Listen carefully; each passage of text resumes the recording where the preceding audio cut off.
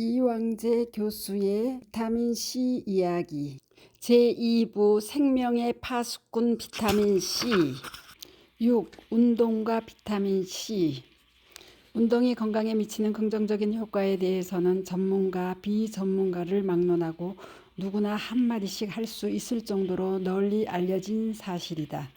대다수 사람들이 운동을 하면 건강에 매우 유익하다고 말하지만 구체적으로 어떤 점이 좋으냐고 물으면 대개 우물쭈물하고 만다. 운동의 궁극적인 기대 효과를 거창하게 말한다면 극한 상황에서의 생존 가능성 확장이라고 할 수 있다. 예를 들어 평소에 적극적인 운동으로 몸을 단련해 놓은 사람과 그렇지 못한 사람에게 똑같이 극한의 어려움이 닥쳤다고 해보자.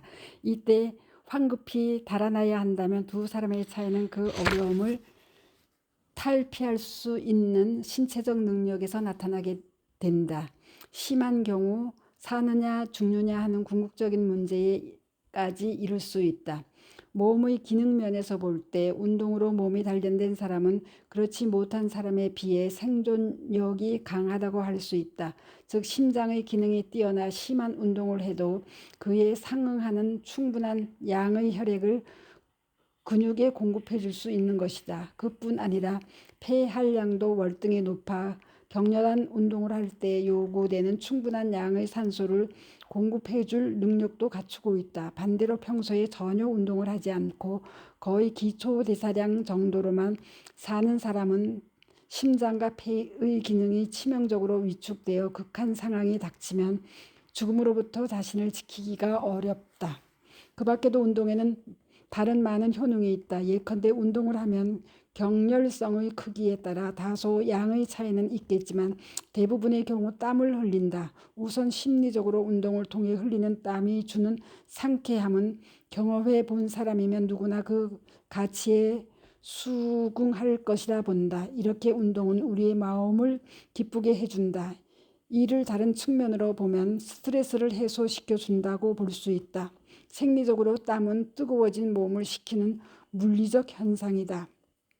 인체가 땀이 날 정도로 뜨거워지면 우리 몸의 가장 말단에 있는 작은 혈관까지도 확장되어 몸의 구석구석에까지 혈액이 공급된다. 그래야만 피부를 통해 대기로 열을 발산할 수 있기 때문이다.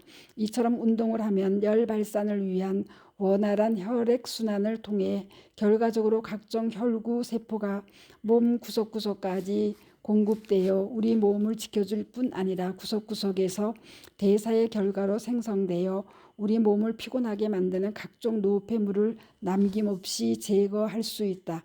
적절한 운동으로 땀을 흘리고 나면 기분이 상쾌해지고 건강하게 지낼 수 있는 이유가 바로 여기에 있는 것이다. 분명 운동은 우리의 건강을 위해 불가결하다는 생각이 든다. 몇 해 전까지만 해도 운동은 어느 정도 땀을 흘릴 수 있는 정도로 적당한 시간 이상 해야만 효과가 있다는 주장이 대세였다. 땀을 흘릴 정도의 운동이란 다름 아닌 유산소 운동을 말한다. 그러면 최근의 연구 동향을 살펴보면서 건강을 위해 가장 바람직한 운동은 무엇인가 살펴보자. 몇 달 전 국내 한 스포츠의학연구소에서 매우 흥미로운 실험 결과를 발표했다. 유산소 운동을 하는 사람들을 대상으로 운동 전후에 비타민C와 비타민 E를 섭취하도록 한 그룹과 그렇지 않은 그룹으로 나누어 그 결과를 관찰한 것이다. 수주일 동안 실험한 결과 비타민을 섭취한 그룹은 그렇지 않은 그룹에 비해 말초 혈액 중 자연살해 세포의 기능이 항진되는 것이 관찰되었다. 다시 말해 비타민을 섭취하지 않은 그룹의 면역 기능이 감소한 것이다. 왜 이런 결과가 나온 것일까? 운동을 할 때 증가된 에너지 요구에 맞춰 에너지를 생산 및 소모하다 보면 부수적으로 보다 많은 유해산소, 활성산소가 발생할 수밖에 없다. 이것이 오랜 기간 지속되면 운동으로 얻는 것보다 잃는 것이 더 많아질 수 있는 것이다. 1964년 동경올림픽에 참가한 단거리 육상 선수 중 현재까지 살아있는 사람이 거의 없다는 사실은 유해산소의 영향을 보여주는 대표적인 사례다. 파리를 대상으로 한 실험도 흥미로운 결과를 보여준다. 파리의 날개를 떼어내 운동을 제한한 파리와 계속해서 날아다니게 해 운동을 극대화한 파리를 비교했더니 날개가 없는 파리가 1.5배 이상의 수명을 누렸다고 한다. 몇 대 전 보도된 자료에 따르면 우리나라 사람의 직업별 수명 중 가장 짧은 직종은 스포츠인과 언론인이라는 보도가 있었다. 이는 지난 50년간 우리나라 국민들에게 나타난 사실을 통계화한 자연스러운 현상이란 점을 감안할 때 운동독에 대해 재고할 필요가 있음을 시사한다.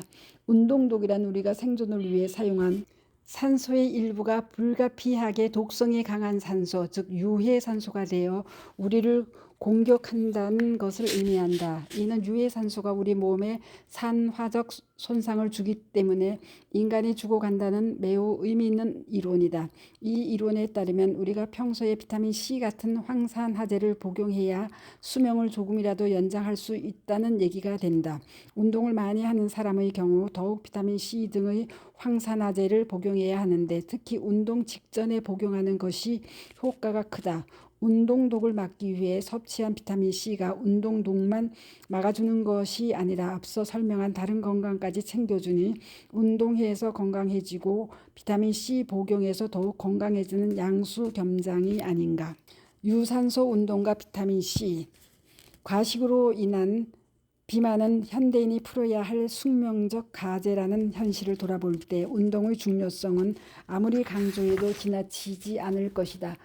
특히 최근 들어 엄청나게 늘고 있는 동맥경화성 질환 환자들을 보더라도 운동의 중요성은 결코 간과할 수 없다는 생각이다.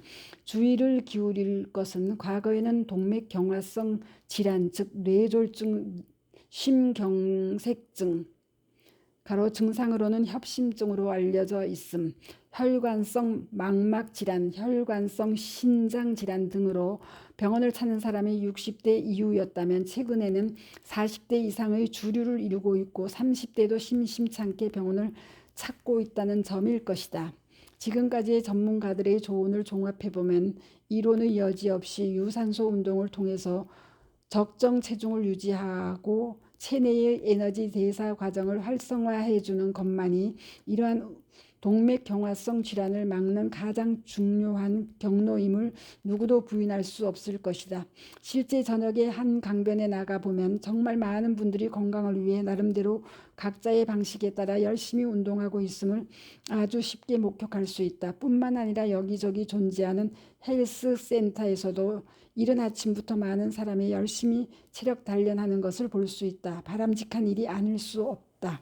주목할 것은 적절한 운동을 통해 소위 건강 전문가들이 말하는 적정 체중을 유지하고 있음에도 불구하고 소위 동맥경화성 질환으로 진단을 받았지만 잘 발달된 의술의 도움으로 겨우 목숨을 건지는 경우가 종종 관찰된다는 사실이다. 즉 동맥경화성 질환으로 의술의 도움을 받는 현상은 비만으로 인해 체중 감량이 절체절명의 과제인 사람에게만 해당되는 것이 아니라는 점이다. 충분한 운동을 하고 있는 사람에게도 종종 올 수 있다. 반대로 운동을 전혀 하지 않아 건강을 위한 적정 체중을 유지하지 못하고 있는 모든 사람이 다 동맥경화성 질환을 앓고 있지는 않다는 점이다. 분명 양쪽의 인자 사이에 절충점이 있어야 함을 암시한다고 할 수 있다. 우선 양쪽이라 일컬어진 두 인자 중 비만 인자를 생각해 볼 필요가 있겠다. 왜 비만해지면 동맥경화성 질환에 걸리기 쉬워지는 것일까? 동맥경화성 질환을 유도하는 데 관여하는 인자들 중 지질이 관여되고 비만으로 인해 증가된 에너지 소모에 따른 활성산소 생성의 증가가 단적으로 그 원인이라고 할 수 있다. 구체적으로는 비만한 사람에게는 보통 동맥경화의 주범이라 일컫는 나쁜 콜레스테롤인 LDL의 구성 비율이 높고 중성지방 또한 흔히 높기 때문에 동맥경화의 높은 위험성에 노출된다고 이야기할 수 있다.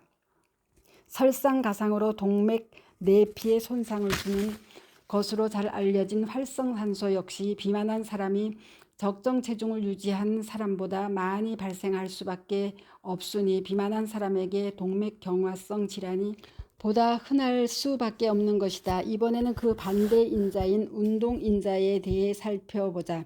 현대인의 건강을 이야기할 때 빼놓을 수 없는 유산소 운동은 과연 건강을 위한 전가의 보도라고만 할 수 있을까? 이미 많은 스포츠 건강 전문가들의 연구 결과에 의해 밝혀진 바대로 유산소 운동량이 많아지면 필연적으로 산소 소모량이 늘어나고 역시 필연적으로 동반되는 활성산소의 양도 증가된다는 사실은 더 이상 과학적 논쟁이 필요하지 않을 만큼 잘 알려진 이야기다. 평생을 스포츠인으로 산 분들의 수명이 다른 직종에 비해 짧다는 사실이나 과격한 운동은 심한 면역력 저하를 가져온다는 과학적 보고들은 바로 격한 운동 시 그 발생이 폭발적으로 늘어나는 활성산소 때문이라는 점을 주목해야 할 것이다. 인간을 위시한 생명체들은 생명을 위해서 산소를 쓸 수밖에 없다. 지극히 정상적인 상황에서 생명을 위해 사용된 산소의 약 5%가 활성산소로 바뀌어 우리 몸을 공격하는 것이다. 당연히 운동을 위해 산소를 많이 쓰면 활성산소 발생이 늘어난다는 점이 바로 앞에서 열거한 운동 후에 문제점이 발생하는 학문적 근거가 되는 셈이다.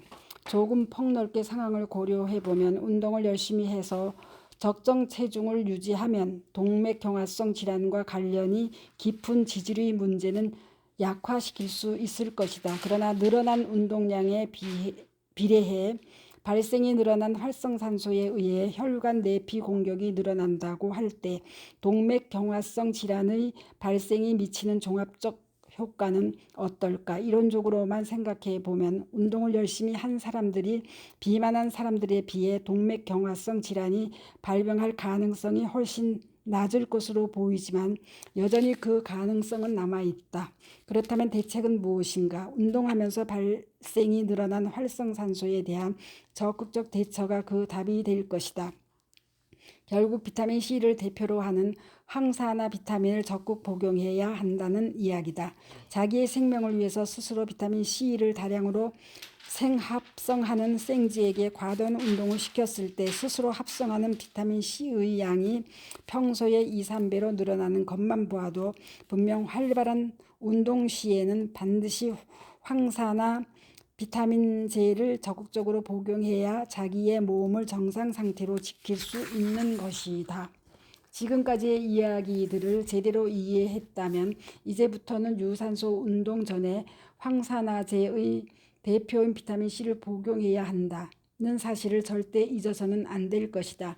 여기서 한 가지 더 주목할 것은 유산소 운동을 하는 시간대에 관한 것이다. 여기에는 비타민 C를 복용하였을 때 시간이 경과함에 따라 어떠한 흡수 상태를 보이는가에 대한 전문적 지식이 원형되어야 한다. 누누이 지적한 바와 같이 비타민 C는 충분한 양을 반드시 식사와 함께 복용해야 한다. 이렇게 식사와 함께 복용했을 때 복용 후 3시간이면 혈중치가 절정에 이르게 되고 또 다시 3시간이 지나면 복용 전의 수준으로 혈중 농도가 떨어진다. 그래서 비타민 C는 최소한 6시간 간격 매 식사마다 하루 3번으로 복용해야 한다는 의학적 전문성이 제시된 것이다. 이 사실을 안다고 하면 운동은 언제 하는 것이 좋을까? 격렬한 운동으로 과도하게 발생된 활성산소가 혈중으로 막 유입되고 있을 때 혈중에 절정의 비타민 C가 존재한다면 가장 바람직할 것이다. 그런 측면에서 새벽에 이루어지는 유산소 운동을 생각해 보자. 새벽 시간에는 혈중에 남아있는 비타민 C가 바닥 상태다. 비타민 C뿐 아니라 어제 저녁 섭취한 음식을 통해 들어온 각종 항산화 물질들도 바닥을 치는 시간이다.